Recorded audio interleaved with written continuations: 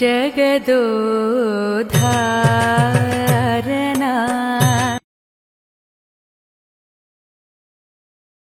ನಮಸ್ಕಾರ ವೀಕ್ಷಕರೇ, ಜಗದೋದ್ಧಾರನ ಜನ್ಮಾಷ್ಟಮಿ ಇವತ್ತು.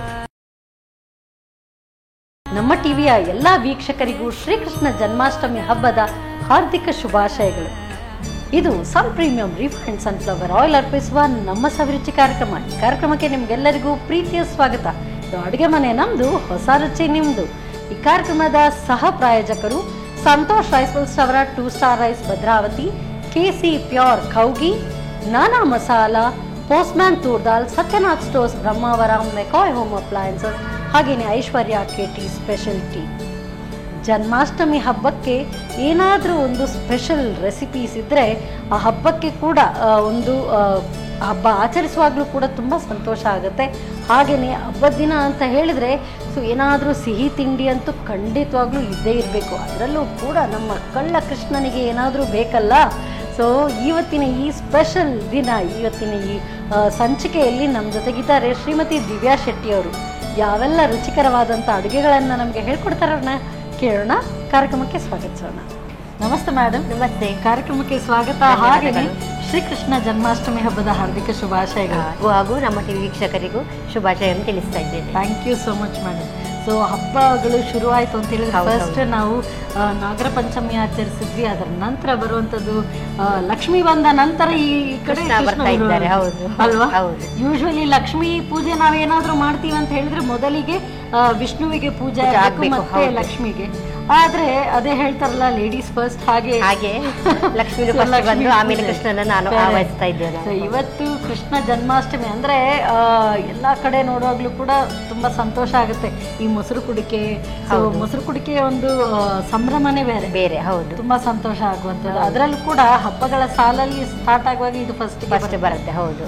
ಸೊ ನೀವಿವತ್ತು ನಮ್ಗೆ ಏನು ಸ್ಪೆಷಲ್ ಅಡುಗೆ ನಮಗೆ ಹೇಳ್ಕೊಡ್ತಾ ಇದ್ದೀವಿ ಇವತ್ತು? ಅದೇ ಹಬ್ಬ ಅಂತ ಹೇಳುವಾಗ ನಾವು ಫಸ್ಟ್ ಬಾಯಿ ಸಿಹಿಯನ್ನು ಮಾಡ್ಕೊಳ್ಳೇಬೇಕು.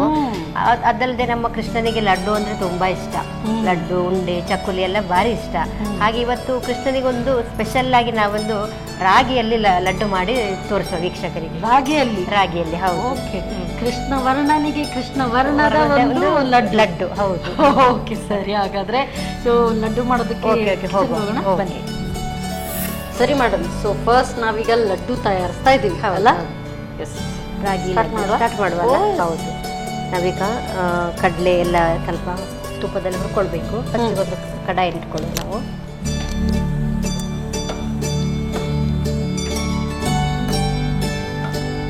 ತುಪ್ಪ ಹಾಕ್ಬೇಕಾ? ನಮಗೆ ಪ್ಯೂರ್ ಆದ ರುಚಿಕರವಾದ ಕೇಸಿಯವರದ ಕೌಗಿಯೇ ಹಾಕಿದಷ್ಟು ಇನ್ನೂ ಉತ್ತಮ ಅಲ್ವಾ? ಒಳ್ಳೆ ಪರಿಮಳ ಬರುತ್ತೆ. ಸೊ ಪರಿಮಳಯುಕ್ತವಾದಂತಹ ತುಪ್ಪ, ಕೇಸಿ ಕೌಗಿ ಹಾಕ್ಲಾ? ಸಾಕಾ? ಸಾಕು. ಹಬ್ಬಕ್ಕೆಲ್ಲ ಕಂಜೂಸಿ ಮಾಡೋದು ಊರಾಗಿ ಹಾಕೊಳ್ಳೋದು. ಯಾಕಂದ್ರೆ ಈಗ ಫಸ್ಟ್ ಫ್ರೈ ಮಾಡ್ಕೊಳ್ಳೋದು, ನೆಕ್ಸ್ಟ್ ಇನ್ನು ಹಾಕಿ ಅದಕ್ಕೊಂದು ರುಚಿ ತರುವ ನಾವು ಇಲ್ಲಿ ಹಾಗೆ. ಬಿಸಿಯಾಗಿರ್ಬೋದು. ಫಸ್ಟಿಗೆ ನಾನು ಹುರಿಗಡ್ಲೆ, ಪುಟಾಣಿ ಕಾಳು ಅಂತ ಹೇಳ್ತೇವೆ, ಇದನ್ನೊಂದು ಅರ್ಧ. ಹುರಿಗಡ್ಲೆಯನ್ನ ಮತ್ತೆ ಪುನಃ ಹುರಿಲಿಕ್ಕಿದೆಯಾ? ಇಲ್ಲ, ಈಗ ತುಪ್ಪದೊಟ್ಟಿಗೆ ಹುರ್ಕೊಳ್ಳಿ, ಹುರಿದ್ರೆ ಸಾಕು. ಹಾಗೆ ಹಸಿ ಶೇಂಗಾ ಎಲ್ಲವನ್ನು ಒಟ್ಟಿಗೆ ಹುರ್ಕೊಳ್ಳೋದು. ಹಸಿ ಶೇಂಗಾ ಬೀಜ, ಯಾಕಂದ್ರೆ ಹುರ್ಕೊಳ್ಳೋದೊಂದು ಅದರ ಒಂದು ಹಸಿ ವಾಸನೆ ಹೋಗ್ಲಿ ಅಂತ ಹೇಳಿ. ಮತ್ತೆ ಸ್ವಲ್ಪ ಬಿಳಿ ಎಳ್ಳು, ಅದು 1 ಚಮಚ ಸಾಕು. ಇದನ್ನೆಲ್ಲ ಚೆನ್ನಾಗಿ ಹುರ್ಕೊಳ್ಳೋಣ. ತುಪ್ಪದಲ್ಲಿ ಹುರಿದಷ್ಟು ರುಚಿ ಜಾಸ್ತಿ ಬರ್ತದೆ. ಮತ್ತೆ ನಮಗೆ ಸ್ವೀಟು ಹಬ್ಬ ಹೇಳುವಾಗ ನೀವು ಆಗ್ಲೇ ಹೇಳಿದ ಹಾಗೆ ತುಪ್ಪದ ವಿಷಯದಲ್ಲಿ ಕಂಜೂಸ್ ಮಾಡಲೇಬಾರ್ದು ನಾವು ಅಲ್ವಾ?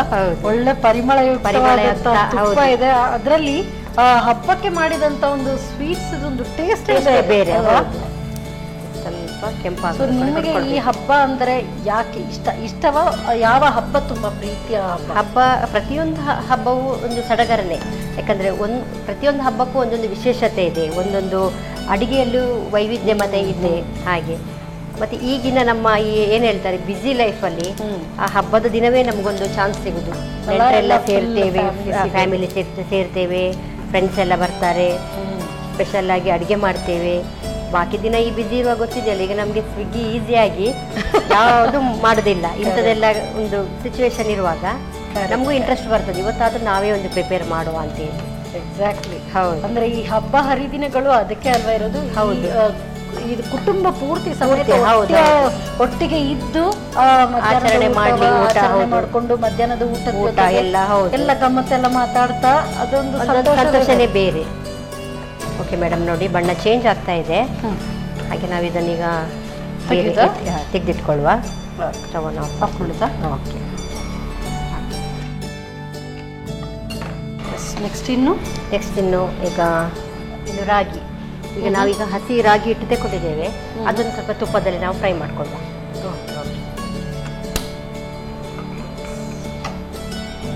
ಮತ್ತೆ ಪುನಃ ತುಪ್ಪ ಹಾಕೊಳ್ಳಿಕ್ಕೆ ಈಗ ಸ್ವಲ್ಪ ತುಪ್ಪ ಹಾಕೊಳ್ಳುವ, ಯಾಕಂದ್ರೆ ಅರ್ಧದಷ್ಟು ತುಪ್ಪ ಅದನ್ನು ಫ್ರೈ ಮಾಡ್ಕೊಂಡಿದ್ದೇವೆ.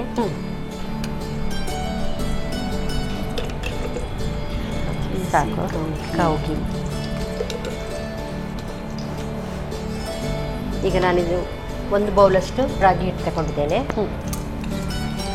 ಇದ್ರ ಸಹ ಎಲ್ಲ ಹಸಿ ವಾಸನೆ ಹೋಗುವಷ್ಟು ನಾವು ಫ್ರೈ ಮಾಡ್ಕೊಳ್ಬೇಕು. ಈ ಗೋಧಿ ಹಿಟ್ಟಿನ ಹಲ್ವಾ ಮಾಡ್ತಾರೆ, ಅಥವಾ ಗೋಧಿ ಹಿಟ್ಟಿಂದು ಲಡ್ಡು ಮಾಡ್ತಾರೆ, ರವೆಯ ಲಡ್ಡು ಮಾಡ್ತಾರೆ. ಇದು ರಾಗಿದು ಹೇಗೆ? ನಾನು ಇದು ನೀವು ಟ್ರೈ ಮಾಡಿದ್ದೀರಾ? ಟ್ರೈ ಮಾಡಿದ್ದೇವೆ. ಒಳ್ಳೆ ಟೇಸ್ಟ್ ಕೊಡ್ತದೆ, ಹೆಲ್ದಿ ಸಹ ರಾಗಿ ನಮಗೆ. ಸೊ ಇದು ಎಷ್ಟೊತ್ತು ಹುರಿಬೇಕು? ಇದು ಹೆಚ್ಚೊತ್ತು ಬೇಡ ನಮಗೆ. ಒಮ್ಮೆ ಎಲ್ಲ ತುಪ್ಪದಲ್ಲಿ ಅದರದೊಮ್ಮೆ ಹಸಿ ವಾಸನೆ ಹೋಗುವಷ್ಟು 2ರಿಂದ 3 ನಿಮಿಷ ಫ್ರೈ ಮಾಡಿಕೊಂಡ್ರೆ ಸಾಕು. ಇದೀಗ ರೆಡಿ ಆಗಿದೆ, ಯಾಕಂದ್ರೆ ಇದು ನಾವು ಕಪ್ಪಾಗ್ಲಿಕ್ಕೆ ಬಿಡಬಾರ್ದು, ಕಹಿ ಬರ್ತದೆ. ಹಾಗೆ ಈಗ ಸಾಕು, ನಾವು ಆಫ್ ಮಾಡ್ಕೊಳ್ಳುವ. ಹೌದು. ಸ್ವಲ್ಪ ತಣ್ಣಗಾಗ್ಲಿ. ಅದಕ್ಕೆ ಏನು ಹಾಕೊಳ್ಬೋದು. ಸ್ವಲ್ಪ ತಣ್ಣಗಾಗ್ಲಿ ಅಂತ ಹೇಳಿ ನಾವೀಗ ಇದನ್ನೊಂದು ರವೆ ಹದಕ್ಕೆ ಪುಡಿ ಮಾಡ್ಕೊಳ್ಳುವ. ತಗೊಳ್ಳಿ ಮಾಡಿ. ಓಕೆ, ಇದಕ್ಕೆಲ್ಲ ಹಾಕ್ಕೊಳ್ಳುವ ನಾವು.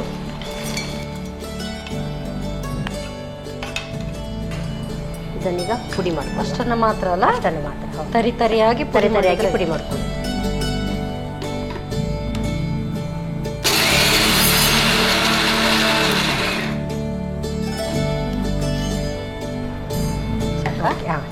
ಸಾಕು.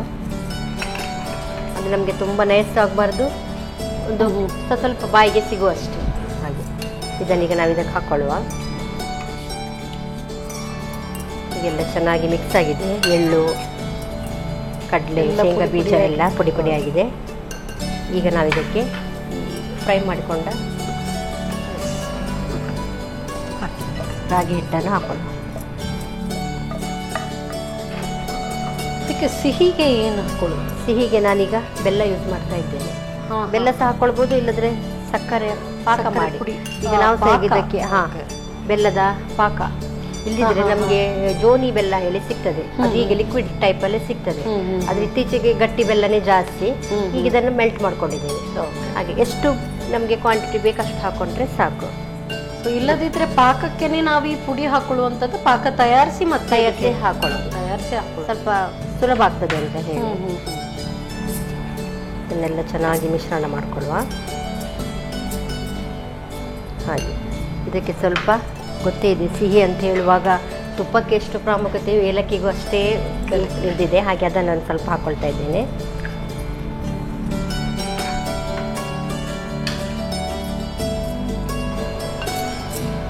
ಚೆನ್ನಾಗಿ ಮಿಕ್ಸ್ ಆಗಿದೆ. ನಾನೀಗ ಸ್ವಲ್ಪ ಡ್ರೈ ಫ್ರೂಟ್ಸ್ ಎಲ್ಲ ಮಿಕ್ಸ್ ಡ್ರೈ ಫ್ರೂಟ್ಸ್, ಪಿಸ್ತಾ, ಗೋಡಂಬಿ, ದ್ರಾಕ್ಷಿ ಪ್ರತಿಯೊಂದು ಇದರಲ್ಲಿ ಇದೆ. ಈಗ ಇದನ್ನು ಸ್ವಲ್ಪ ಆ್ಯಡ್ ಮಾಡ್ಕೊಳ್ತಾ ಇದ್ದೀನಿ. ಆಗಲೇ ಹೇಳಿದಾಗೆ ಹಬ್ಬ ಸಿಹಿ ಅಂತ ಹೇಳುವಾಗ ತುಪ್ಪ, ಡ್ರೈ ಫ್ರೂಟ್ಸು, ಏಲಕ್ಕಿ, ಸಕ್ಕರೆ, ಬೆಲ್ಲ. ಇದು ಹಬ್ಬಕ್ಕೆ ಅಂತ ಹೇಳುವ ಬದಲು ಇದು ತುಂಬ ನೋಡುವಾಗ ಆರೋಗ್ಯಕರ ಒಂದು ಲಡ್ಡು ಅಂತ ಹೇಳ್ಬೋದು. ಯಾಕೆಂತ ಹೇಳಿದ್ರೆ ರಾಗಿ ಇದೆ, ಶೇಂಗಾ ಬೀಜ, ಎಳ್ಳು ಎಲ್ಲವೂ ಕೂಡ. ಎಸ್ಪೆಷಲಿ ಇದು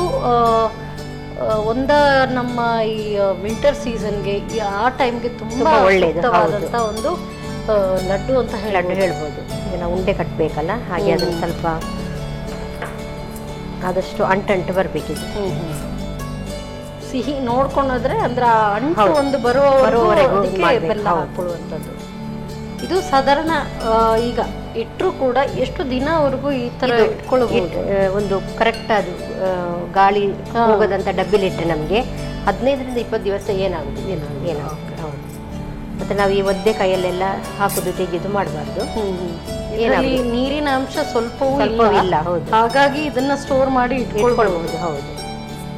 ಸಾಮಾನ್ಯವಾಗಿ ಗೊತ್ತಿದೆ, ನಮ್ಮ ಇಲ್ಲಿ ದಕ್ಷಿಣ ಕನ್ನಡದಲ್ಲಿ ಅಷ್ಟಮಿಗೆ ಮೂಡೆ ಮಾಡ್ತೇವೆ. ಮೊದಲೆಲ್ಲ ಅಷ್ಟಮಿದು ಮೂಡೆ ಚೌತಿ ತನಕ ಇಡ್ತಿದ್ರಂತೆ. ಕರೆಕ್ಟ್.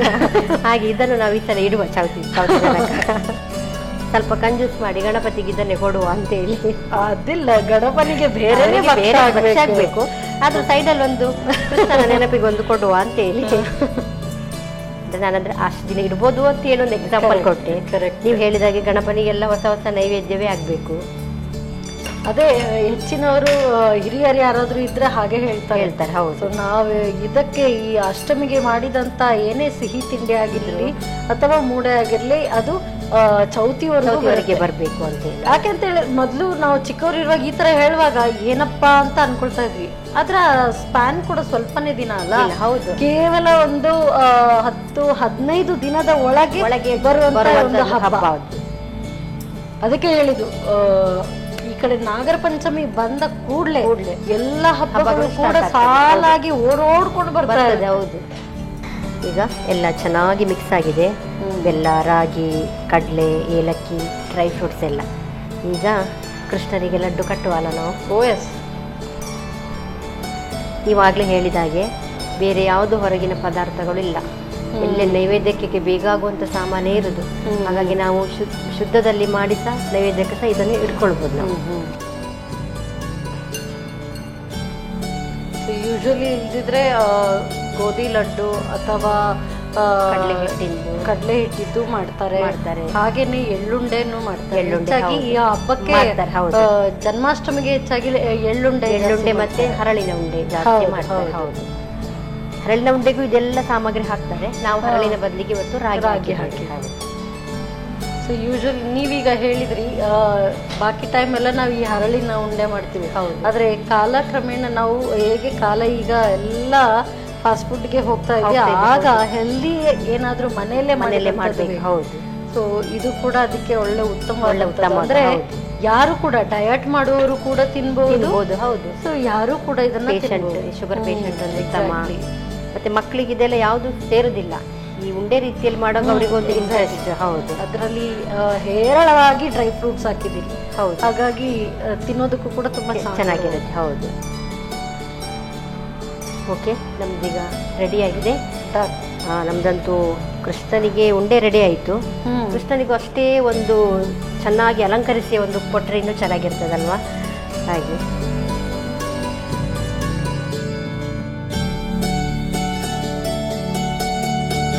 ರುಚಿ ರುಚಿಯಾದ ಸವಿಯಾದ ಕೃಷ್ಣನಿಗೆ ರಾಗಿ ಲಡ್ಡು ತಯಾರಾಗಿದೆ. ನೀವು ಟೇಸ್ಟ್ ಮಾಡಿ ವೀಕ್ಷಕರಿಗೂ ತಿಳಿಸಿ. Thank you so much madam. So madam, ಇನ್ನೊಂದು ಪ್ರಶ್ನೆ ಇತ್ತು. ಇದು ಮತ್ತೆ ಮತ್ತೆ ತುಂಬಾ ಗಟ್ಟಿ ಬರುತ್ತಾ? ಹೀಗೆ ಸ್ವಲ್ಪ ಗಟ್ಟಿ ಆಗ್ತದೆ. ಈಗ ನಾವು ಫ್ರೆಶ್ ಆಗಿ ತಿನ್ನುವಾಗ ಸ್ವಲ್ಪ ಸಾಫ್ಟ್ ಇರ್ತದೆ. ನಾವು ಡಬ್ಬಿಲೆಲ್ಲ ಇಡ್ತೇವೆ ಅಂತ ಹೇಳಿದೆ ಅಲ್ಲ, ಅವಾಗ ಗಟ್ಟಿಯಾಗಿರ್ತದೆ. ಆ ಗಟ್ಟಿ ಇರೋದ್ರಲ್ಲಿ ಅದು ಹಾಳಾಗೋದಿಲ್ಲ. ಹಾಗೆ. Okay. Thank you so much. So ಸಿಹಿಯಾದಂಥ ಸವಿಯಾದಂಥ ಹಾಗೂ ಹೆಲ್ದಿಯಾದಂಥ ರಾಗಿ ಲಡ್ಡು ತಯಾರಾಗಿದೆ. ಸೊ ಕೃಷ್ಣ ಜನ್ಮಾಷ್ಟಮಿಯ ಸ್ಪೆಷಲ್ ರಾಗಿ ಲಡ್ಡು ಹೇಗೆ ತಯಾರಿಸೋದು ಮತ್ತು ತಯಾರಿಸುವ ವಿಧಾನ: ಮೊದಲು ತುಪ್ಪವನ್ನು ಬಿಸಿ ಮಾಡಿಕೊಂಡು 1 ಕಪ್ ಹುರಿಗಡಲೆ, ಶೇಂಗಾ ಬೀಜ, 1 ಚಮಚದಷ್ಟು ಬಿಳಿ ಎಳ್ಳನ್ನು ಘಮ ಬರುವವರೆಗೂ ಹುರಿದಿಟ್ಟುಕೊಳ್ಳಿ. ನಂತರ ಇನ್ನಷ್ಟು ತುಪ್ಪ ಹಾಕಿ 1 ಕಪ್ ರಾಗಿ ಹಿಟ್ಟನ್ನು ಹಸಿ ವಾಸನೆ ಹೋಗುವವರೆಗೂ ಹುರಿಯಿರಿ. ಹುರಿದಿಟ್ಟ ಹುರಿಗಡಲೆ ಹಾಗೂ ಶೇಂಗಾ ಬೀಜವನ್ನು ತರಿತರಿಯಾಗಿ ಪುಡಿ ಮಾಡಿಕೊಂಡು ಹುರಿದ ರಾಗಿ ಪುಡಿ, ಜೋನಿ ಬೆಲ್ಲ, ಏಲಕ್ಕಿ, ಪಿಸ್ತಾ, ಗೋಡಂಬಿ, ಬಾದಾಮಿ ಚೂರುಗಳು ಹಾಕಿ ಚೆನ್ನಾಗಿ ಬೆರೆಸಿಕೊಳ್ಳಿ. ಬಳಿಕ ಉಂಡೆ ಕಟ್ಟಿಕೊಳ್ಳಿ. ಈಗ ರುಚಿಕರವಾದ ರಾಗಿ ಲಡ್ಡು ತಯಾರು. ಸೊ ಲಡ್ಡು ತಯಾರಾಯಿತು. ನೆಕ್ಸ್ಟ್ ರೆಸಿಪಿ ನಾನು ಕೂಡ ಕೇಳೋದಕ್ಕೆ ಮರ್ತೋದೆ, ಬಟ್ ಟೆನ್ಷನ್ ಇಲ್ಲ, ಅವರೆಲ್ಲ ತಯಾರಿ ಮಾಡ್ತಾ ಇದ್ದಾರೆ. ಹಬ್ಬದ ವಾತಾವರಣ ಅಂದರೆ ಏನಾದರೂ ಸ್ಪೆಷಲ್ ಇದ್ದೇ ಇರುತ್ತೆ. ಸೊ ನೆಕ್ಸ್ಟ್ ರೆಸಿಪಿ ಏನು, ಅವರೆಲ್ಲ ತಯಾರಿ ಮಾಡ್ಕೊಳ್ಳೋಷ್ಟು ಹೊತ್ತು ನೀವು ತಗೊಳ್ಳಿದ್ದು ಸಣ್ಣ ಬ್ರೇಕ್.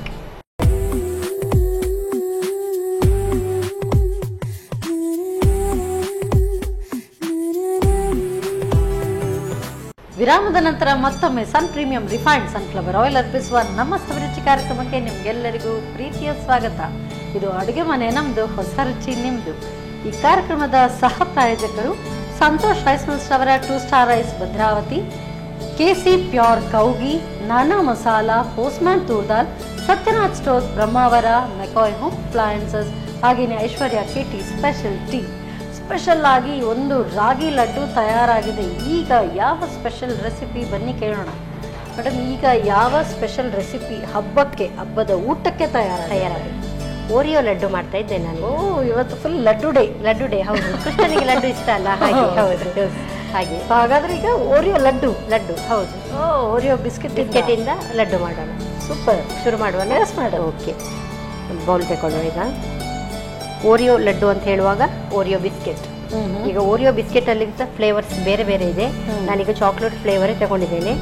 ಸೊ ಸ್ವಲ್ಪ ನಮ್ಗೆ ಇದರಲ್ಲೂ ಕೆಲಸ ಇದೆ. ಕ್ರೀಮಿ ಬಿಸ್ಕೆಟ್ ನಾವು ಸಪ್ರೇಟ್ ಮಾಡ್ಕೊಳ್ಬೇಕು.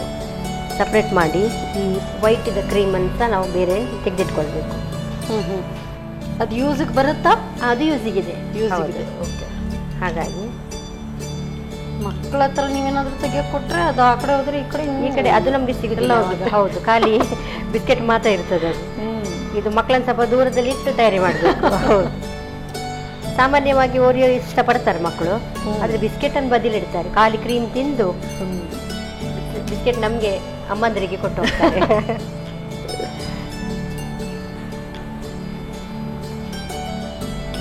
ಆಯ್ತು, ನಾವು ಇದನ್ನು ಬೇರೆ ಬೇರೆ ಮಾಡ್ಕೊಂಡಿದ್ದೇವೆ. ಈಗ ನಾವು ಇದನ್ನು ಮಿಕ್ಸಿಯಲ್ಲಿ ಸಣ್ಣಗೆ ಪುಡಿ ಮಾಡ್ಕೊಂಡು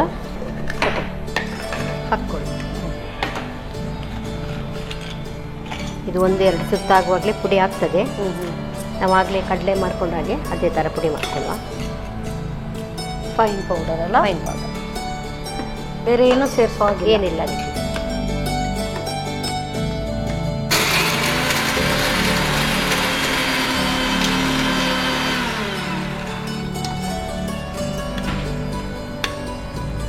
ಓಕೆ, ಹಾಂ, ಚೆನ್ನಾಗಿ ನೈಸ್ ಪೌಡ್ರ್ ಆಗಿದೆ. ಇದನ್ನೆಲ್ಲ ಬೌಲಿಗೆ ಹಾಕ್ಕೊಳ್ಳುವ. ಚೆನ್ನಾಗಿ ಪುಡಿಯಾಗಿದೆ.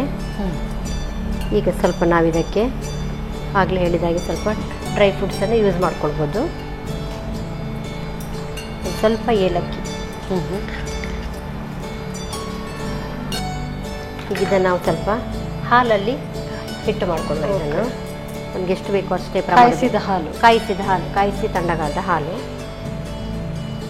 ಇದನ್ನ ನಾನು ತಪ್ಪಿ ಕೂಡ ಕೇಳಲ್ಲ, ಇಷ್ಟು ದಿನ ಇಡಬಹುದು ಅಂತ. ಯಾಕೆ ಅಂತ ಹೇಳಿದ್ರೆ ಇಡೋ ಚಾನ್ಸೇ ಇಲ್ಲ. ಇಡ್ಲಿಕ್ಕೆ ಮಕ್ಕಳು ಬಿಡೋದೇ ಹೇಳಿದ್ರು, ಚಾನ್ಸೇ ಇಲ್ಲ. ಅವಾಗಲೇ ತಕ್ಷಣಕ್ಕೆ ಖಾಲಿ ಆಗುತ್ತೆ. ಆಗಿರ್ತದೆ. ಹೌದು, ಇದಕ್ಕೆ ಬೇರೆ ಏನೂ ಮಿಕ್ಸ್ ಇಲ್ಲ, ಬರೀ ಬಿಸ್ಕೆಟ್ ಪೌಡರ್ ಮತ್ತೆ ನಮಗೆ ಆಪ್ಷನಲ್ ಡ್ರೈ ಫ್ರೂಟ್ಸು, ಏಲಕ್ಕಿ, ನಾವು ಅದೆಲ್ಲ ನಮಗೆ ಬೇಕಾದರೆ ಹಾಕ್ಕೊಳ್ಬೋದು. ಈಗ ನಾನು ಆಗಲೇ ಹೇಳಿದಾಗೆ ಹಬ್ಬ ಅಂತ ಹೇಳುವಾಗ ಸ್ವಲ್ಪ ಡ್ರೈ ಫ್ರೂಟ್ಸು, ತುಪ್ಪ ಎಲ್ಲ ಇದ್ರೆ ಒಳ್ಳೆ. ಸಕ್ಕರೆ ಅಂಶ ಯಾವುದು ಬೇಡ ಇದಕ್ಕೆ, ಯಾಕಂದರೆ ಅದರಲ್ಲಿ ಹೌದು. ಚೆನ್ನಾಗಿ ಈ ಥರ ನಾವು ಉಂಡೆ ಮಾಡ್ಕೊಳ್ಬೇಕು. ಇದರ ಮಿಶ್ರಣ ಈಗ ರೆಡಿಯಾಗಿದೆ ನಮಗೆ. ಈಗ ಹಾಗೆ ಇದರ ಮಧ್ಯದ ಸ್ವೀಟ್ಸನ್ನು ಅದನ್ನು ಅದೇ ರೀತಿ ಸ್ಮ್ಯಾಶ್ ಮಾಡ್ಕೊಳ್ವಾ. ಇದು ಇದಕ್ಕೆ ಯಾವುದು ಹೆಚ್ಚು ಬೇಡ, ಕೈಯಲ್ಲೇ ಇದಾಗ್ತದೆ. ಯಾಕಂದರೆ ಇದರಾಗಿದ್ದು ಪೌಡ್ರ್ ಅಲ್ಲ, ಇದು ಸ್ವಲ್ಪ ಮೆಲ್ಟಿ ಆಗಿದೆ. ಹೌದು, ಓಕೆ. ಈಗ ಇಷ್ಟಂತೂ ಆಯಿತು. ನಮ್ಮ ಈ ಕೇಸಿಗೆ ಯಾವುದಾದ್ರೂ ಒಂದು ಉಪಯೋಗಕ್ಕೆ ಬರಬೇಕಲ್ಲ, ಇದನ್ನು ಲಾಡು ಮಾಡುವಾಗ ಸ್ವಲ್ಪ ಕೈಗೆ ಹಾಕ್ಕೊಳ್ಳುವ ನಾವು. ಅದು ಹಾಂ, ಕೈಗೆ ಸ್ವಲ್ಪ ಹಾಕಿ, ಸ್ವಲ್ಪ ಕೈಗೆ ಮಾತ್ರವಾ? ಈಗ ಅದಕ್ಕೆ ಹಾಕ್ಬೋದು. ಹಾಕ್ಲಾ? ಸಾಕು. ಹಾಂ, ಅದಕ್ಕೆ 1 ಸ್ಪೂನ್ ಹಾಕಿ. ಕೈಗೆ ಅದರಲ್ಲಿ ಆಲ್ರೆಡಿ ಸ್ವಲ್ಪ ಇದೆ, ಸ್ವಲ್ಪ ಸಾಕು ಅಂತ ಅನಿಸುತ್ತೆ.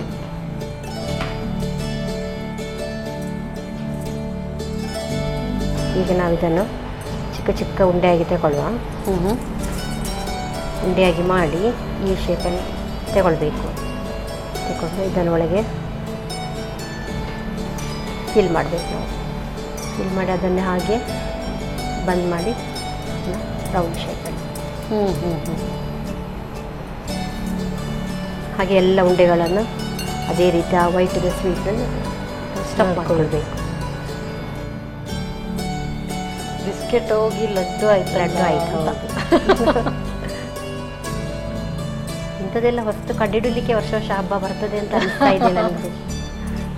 ಅಂದ್ರೆ ಆಲ್ರೆಡಿ ಅದರಲ್ಲಿ ಆ ಮಾಯಿಶ್ಚರ್ ಬಟರ್ದೆಲ್ಲ ಇರೋದ್ರಿಂದ ಹೌದು, ಸ್ವಲ್ಪ ಒಂದು ಚೂರು ಅರ್ಧ ಚಮಚದಷ್ಟು ಸಾಕಲ್ಲ? ಸಾಕಾಗ್ತದೆ. ಹೌದು, ಅಷ್ಟೇ ಸಾಕು. ಓಕೆ ಮೇಡಮ್, ನಾವೆಲ್ಲ ಈಗ ಲಡ್ಡು ಕಟ್ಟಿಟ್ಟಿದ್ದೇವೆ. ಇದಕ್ಕೆ ಇನ್ನೂ ಸ್ವಲ್ಪ ಅಲಂಕಾರ ಮಾಡಲಿಕ್ಕೆ ಬಾಕಿ ಇದೆ, ಮಾಡಿ ಮುಗಿಸುವಲ್ಲ ನಾವು. ನಾನಿಲ್ಲಿ ಸ್ವಲ್ಪ ಬಿಳಿ ಎಳ್ಳು ತಗೊಂಡಿದ್ದೇನೆ. ಇದು ಹಸಿ ಎಳ್ಳು, ಬೇಕಿದ್ರೆ ಫ್ರೈ ಮಾಡಿ ಹಾಕೊಳ್ಬೋದು. ಹಸಿದು ಟೇಸ್ಟ್ ಸಹ ಚೇಂಜ್ ಇರ್ತದೆ. ಇದನ್ನೆಲ್ಲ ಇದಕ್ಕೆ ಸ್ಪ್ರೆಡ್ ಮಾಡ್ಕೊಳ್ಳುವ. ಓಕೆ.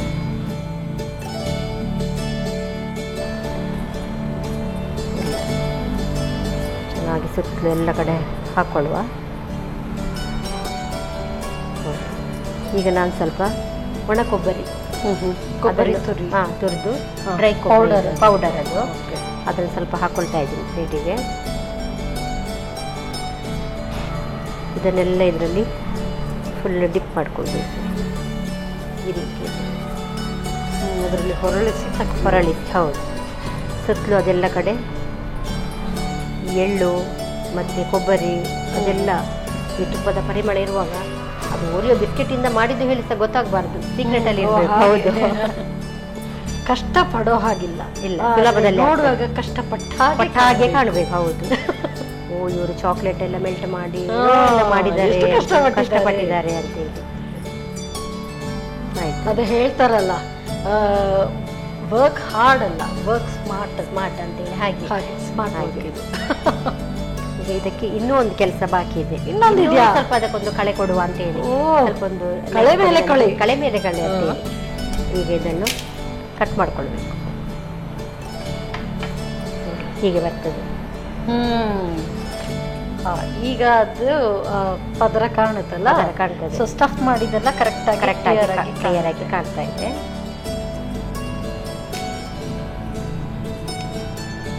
ಆಯಿತು, ನಮ್ಮದೆಲ್ಲ ತಯಾರಿ ರೆಡಿ ಆಯಿತು. ಇದನ್ನೊಂದು ಅಲಂಕೃತವಾಗಿ ಗೆಸ್ಟ್ಗಳಿಗಿಟ್ಟರೆ ಅದಕ್ಕೊಂದು ಇನ್ನೂ ಕಳೆ ಜಾಸ್ತಿ ಬರ್ತದೆ. ಎಲ್ಲ ಅಲಂಕರಿಸಿಡುವ ನಾವು.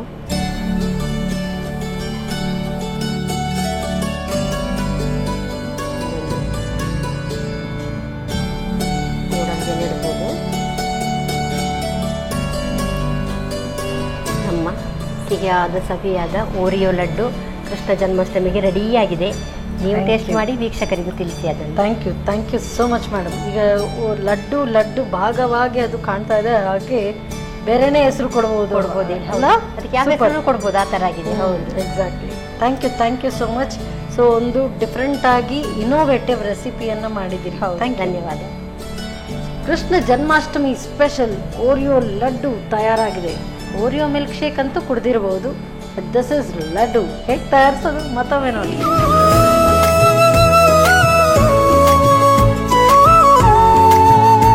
ಓರಿಯೋ ಲಡ್ಡು ತಯಾರಿಸುವ ವಿಧಾನ. ಮೊದಲು ಒಂದು ಪ್ಯಾಕೆಟ್ ಬಿಸ್ಕೆಟ್ ಅನ್ನು ಕ್ರೀಮ್ನಿಂದ ಬೇರ್ಪಡಿಸಿಟ್ಟುಕೊಳ್ಳಿ. ಬಿಸ್ಕೆಟ್ ಅನ್ನು ಪುಡಿ ಮಾಡಿಕೊಳ್ಳಿ. ನಂತರ ಡ್ರೈ ಫ್ರೂಟ್ಸ್ ಚೂರುಗಳು, ಏಲಕ್ಕಿ, ಕಾಯಿಸಿ ತಣ್ಣಗಾದ ಹಾಲು 1-2 ಚಮಚದಷ್ಟು ಹಾಕಿ ಚೆನ್ನಾಗಿ ಕಲಸಿಕೊಳ್ಳಿ. ಮುದ್ದೆ ಬರುವವರೆಗೂ ಕಲಸಿ. ಕ್ರೀಮನ್ನು ಕಲಸಿಟ್ಟುಕೊಳ್ಳಿ. ಆನಂತರ ಸ್ವಲ್ಪ ತುಪ್ಪವನ್ನ ಕೈಗೆ ಸವರಿಕೊಂಡು ಬಿಸ್ಕೆಟ್ ಹಿಟ್ಟನ್ನು ಉಂಡೆ ಕಟ್ಟಿಕೊಂಡು ಕ್ರೀಮನ್ನು ಮಧ್ಯದಲ್ಲಿ ಇಟ್ಟು ಉಂಡೆ ಕಟ್ಟಿಕೊಳ್ಳಿ. ಕೊನೆಯಲ್ಲಿ ಹುರಿದ ಬಿಳಿ ಎಳ್ಳು ಹಾಗೂ ಒಣ ಕೊಬ್ಬರಿ ಪುಡಿಯಲ್ಲಿ ಹೊರಳಿಸಿ ಮಧ್ಯದಲ್ಲಿ ತುಂಡು ಮಾಡಿ ಸರ್ವ್ ಮಾಡಿ Oreo laddu. Yes madam. So first ಈಗ ಮಕ್ಕಳಿಗೆ ಇಷ್ಟ ಆಗುವಂಥದ್ದು ಇದು. ಐ ಗೆಸ್ ಇದನ್ನ ಟೇಸ್ಟ್ ನೋಡು, ಆಮೇಲೆ ಹೆಲ್ದಿ ತಗೊಳ್ಳು. ಹೌದು. ಸಾಫ್ಟ್ ಆಗಿದೆ ಅಲ್ಲ? ಹೌದು, ಇದು ಸಾಫ್ಟ್ ಆಗಿರುತ್ತೆ. ಅಂಡ್ ಫುಲ್ ಪೂರ್ತಿ ತಿನ್ಬೋದು.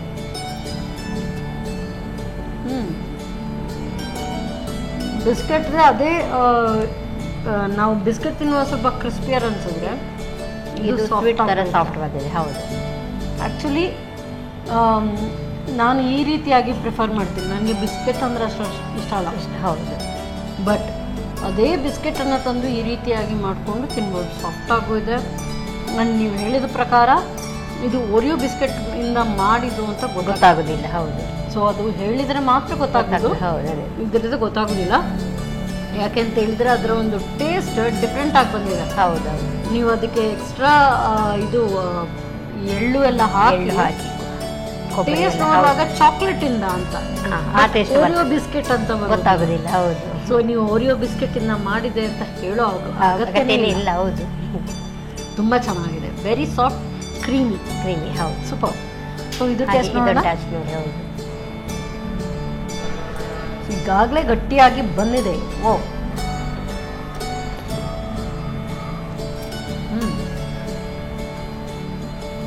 ರಾಗಿಯಿಂದ ಅಂತ ಗೊತ್ತಾಗ್ತಾ ಇಲ್ಲ. ಹೌದು, ಸತ್ಯವಾಗ್ಲೂ ನಾನು ಇದನ್ನ ಫಸ್ಟ್ ಟೇಸ್ಟ್ ನೋಡಿದ್ರೆ ಯಾವುದು ಅಂತ ಇಮಿಡಿಯೇಟ್ ಆಗಿ ನಾವು ಹೇಳೋದಕ್ಕೆ ಸಾಧ್ಯ ಇಲ್ಲ. ರಾಗಿ ಹೇಳಿದ್ರು ಸಹ ಗೊತ್ತಾಗ್ತಾ ಇಲ್ಲ. ಎಕ್ಸಾಕ್ಟ್ಲಿ.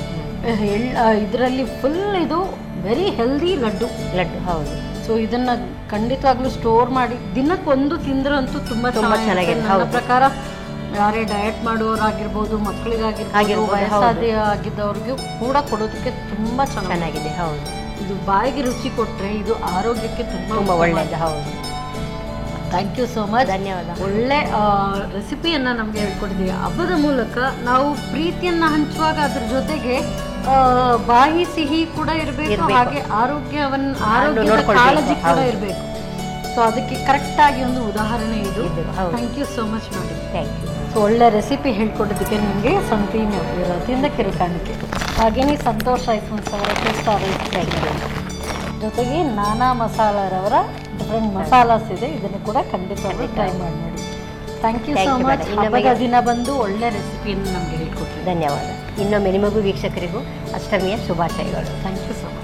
ನಾವು ಎಷ್ಟೇ ಬಾಯಿಯನ್ನು ಸಿಹಿಯಾಗಿರಲಿ ಅಥವಾ ಒಂದು ತಿನ್ನುವಾಗ ರುಚಿ ಬೇಕು ಅಂತ ನಾವು ಅನಿಸ್ತೀವಿ, ಆದರೆ ಆರೋಗ್ಯಕ್ಕೆ ಉತ್ತಮವಾಗಿರುವಂಥದ್ದು ಕೂಡ ಖಂಡಿತವಾಗ್ಲೂ ಬೇಕು. ಸೊ ಇವತ್ತಿನ ಈ ಸಂಚಿಕೆಯಲ್ಲಿ ಎರಡೂ ಕೂಡ ರುಚಿ ಹಾಗೂ ಆರೋಗ್ಯಕ್ಕೆ ಪೂರಕವಾಗಿರುವಂಥ ಒಂದು ರೆಸಿಪಿ ಲಡ್ಡುವನ್ನು ನಾವು ನೋಡಿದ್ವಿ. ಅಷ್ಟಮಿಯ ಸ್ಪೆಷಲ್. ಮತ್ತೊಮ್ಮೆ ನಮ್ಮ ಟಿವಿಯ ಎಲ್ಲ ವೀಕ್ಷಕರಿಗೂ ಶ್ರೀಕೃಷ್ಣ ಜನ್ಮಾಷ್ಟಮಿ ಹಬ್ಬದ ಹಾರ್ದಿಕ ಶುಭಾಶಯಗಳನ್ನು ಸಲ್ಲಿಸ್ತಾ ಈ ಕಾರ್ಯಕ್ರಮವನ್ನು ಇಲ್ಲೇ ಮುಗಿಸ್ತಾ ಇದ್ದೇನೆ. ನಮಸ್ಕಾರ.